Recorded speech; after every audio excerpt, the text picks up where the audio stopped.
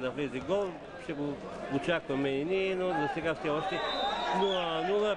Етър 1924, Херва Пазарик 0-0. Стадион Ивайло за Радио Фокус великотъмно на Ангел Гантеров.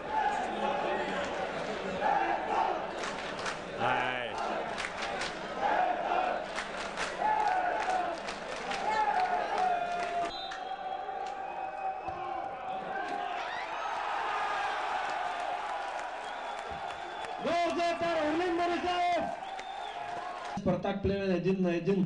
Миньор Перник повежда на Локомотив Мездра с 4-1.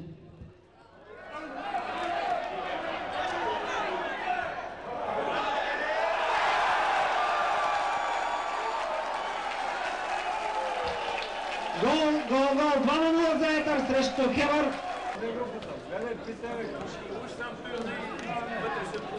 Никакъв.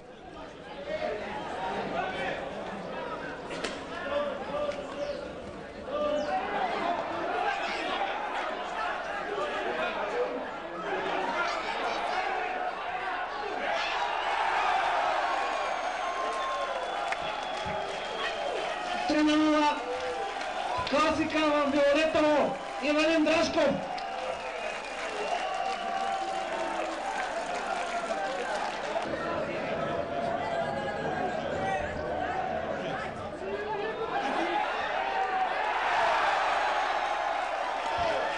Първи гол и на Павлин Карагитлев.